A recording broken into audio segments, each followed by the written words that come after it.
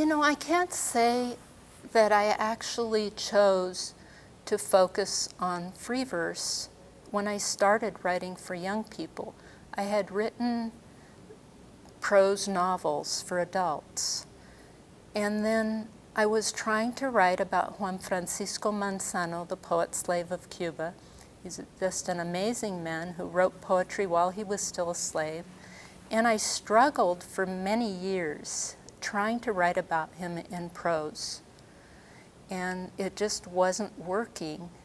And I think one day he reached down out of heaven and hit me on the head and said, I was a poet. So as soon as I started trying to write about him in verse, everything just fell together. It just worked. Was influenced by Karen Hess's novels in verse, and especially Witness, which had multiple voices. I feel like that kind of gave me the idea that it was possible to tell a story like this in that form.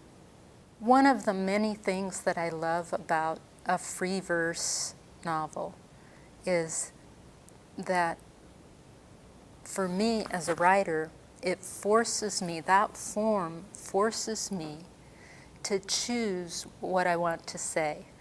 When you have, 500 pages of prose available and you're going to write a very detailed, say, nonfiction account of these same events with footnotes and references and so forth, you can put every detail in there, but that's not my goal. My goal is to offer an uncrowded page that will not be intimidating, where a young person could pick up a full-length book that's not a baby book, that has mature topics, and yet when they open it, I hope that it looks welcoming, and that they realize that if they read this book, it's only going to take them a couple of hours.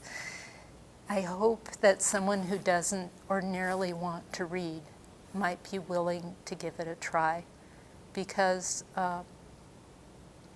I do care about reluctant readers as well as young people who love books. For me, even though those are on such opposite ends of the spectrum, I feel like with the novel in verse form, I'm writing to both the kids who maybe hate to read and to the ones who love to read and maybe even want to write their own poetry. So for me, it's a form that offers me the chance to try to distill a very complex historical situation down to its emotional essence.